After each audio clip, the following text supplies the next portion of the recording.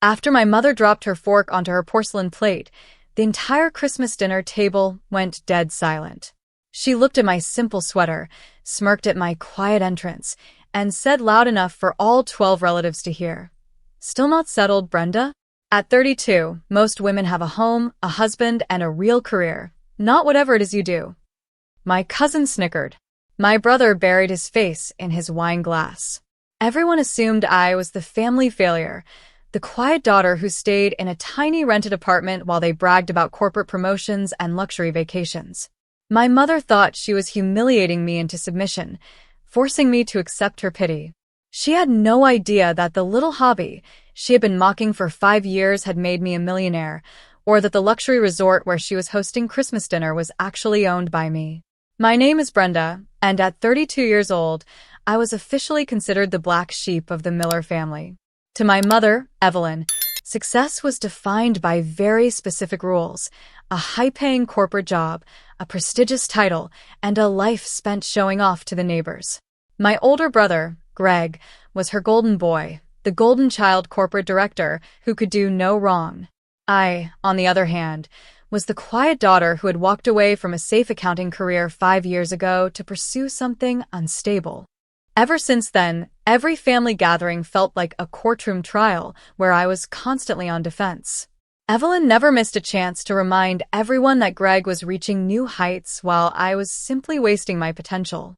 Standing in the foyer of the Grand Mountain Resort where we met for Christmas, watching Greg soak in her endless praise, I took a deep breath, knowing another round of subtle insults was right around the corner. The dining room was breathtaking, filled with sparkling crystal glasses and white linens, but the atmosphere at our table was suffocating. As soon as the waiter served the main course, Evelyn tapped her glass to command everyone's attention. She launched into a grand toast celebrating Greg's recent promotion to senior vice president, describing his hard work with tears in her eyes. The entire table clapped, raising their glasses to the family prodigy. Then, Evelyn's cold gaze slowly shifted to me. The fake warmth in her face vanished, replaced by a patronizing smirk. "Of course, we can't all achieve greatness," she announced, her voice dripping with artificial pity. Some of us are still trying to figure out how to be real adults. My cousin let out a quiet snicker, and Greg smirked into his napkin. Evelyn went on, laying into me about my unpredictable lifestyle and how concerning it was that I hadn't settled down with a solid career or a home of my own yet. I kept my expression entirely neutral, calmly taking a sip of water. I refused to give her the angry reaction she was desperately begging for.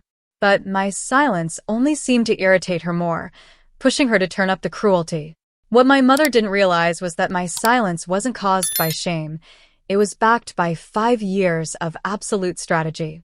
When I left my exhausting corporate accounting job, I didn't just wander aimlessly. I took a massive risk and launched a digital analytics firm from my tiny apartment, spending endless, sleepless nights learning how to scale software solutions and invest every single spare dollar into commercial real estate. Within 3 years, that unstable hobby had exploded into a multi-million-dollar empire. But I deliberately chose not to tell a single soul in my family. I knew exactly how they operated. If Evelyn had known I was making real money, she would have immediately demanded I fund Greg's risky ventures or bail out distant relatives who didn't respect me anyway. They were accustomed to seeing me as the weak, struggling daughter who needed their guidance. Keeping my true financial reality completely hidden in the shadows was the only way I could protect my peace, build my wealth without interference, and maintain absolute control over my own life while they continued to patronize me. Evelyn wasn't satisfied with just poking fun at my life. She wanted complete surrender. Reaching into her leather handbag, she pulled out a stapled set of documents and slid them across the white tablecloth, right next to my plate. The heavy silence that fell over the table was sharp enough to cut through glass. "I've spoken to Greg," she announced, leaning forward with an air of absolute authority.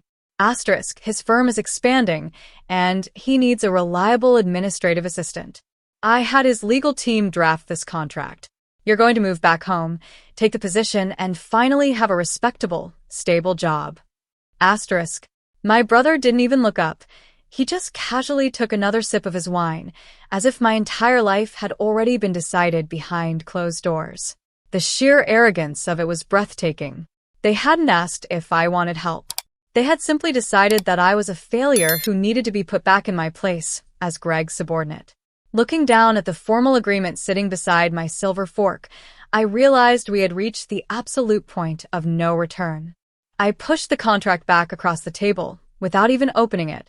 "I'm going to pass, Evelyn," I said smoothly, using her first name for the very first time. My mother's face twisted in outrage. Asterisk. "How dare you be so ungrateful? You're 32, living in a rented box, doing freelance nonsense." Asterisk. Before I could answer, the heavy double doors of the private dining room swung open. The resort's general manager walked in, holding a leather folder. He didn't glance at my mother or my brother. Instead, he walked straight over to my chair, bowing his head respectfully. "Miss Miller, I apologize for the interruption," he said, his voice crisp and clear. "The quarterly acquisition reports for the parent holding company are ready for your signature. Also, the staff has made sure everything for your family's holiday stay is being charged directly to your owner's account, per your instructions." The silence in the room became absolute. Greg's glass froze halfway to his mouth.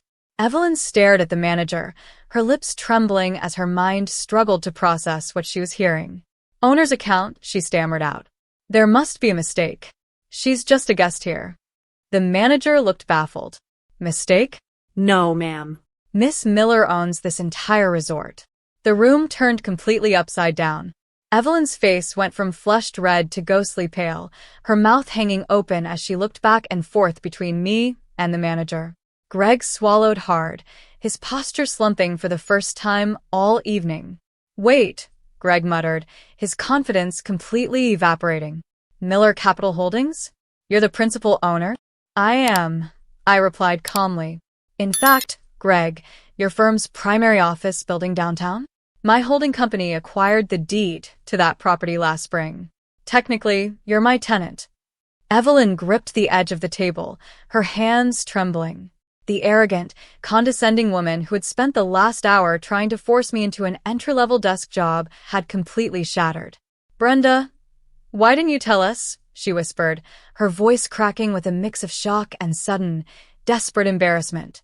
"Because you were so busy judging me that you never actually asked," I said, looking her dead in the eye. "You needed me to be the failure so Greg could be the hero. But I don't need your approval, and I certainly don't need your pity." I stood up, carefully setting my napkin on the table next to the untouched contract. Looking around at my silent, stunned family, I felt a weight lift off my shoulders that I hadn't realized I was carrying for 5 long years. "Enjoy the rest of your dinner," I said quietly, keeping my tone perfectly calm. "The meal, along with your rooms for the weekend, are fully taken care of. Consider it my Christmas gift to you. But moving forward, if you want me in your lives, it will be on terms of mutual respect, not hierarchy." Without waiting for a response, I turned and walked out of the dining room into the crisp winter night. Walking across the snow-dusted courtyard of the resort I built, I felt completely free. I had spent so long seeking validation from people who were determined to diminish me, only to realize the only approval I ever truly needed was my own. Now, I want to hear from you. Have you ever had to deal with relatives who constantly belittled your dreams until you proved them wrong? How did you handle it? Let me know in the comments below. If you enjoyed this story, don't forget to like, subscribe, and click the video on your screen for another amazing story.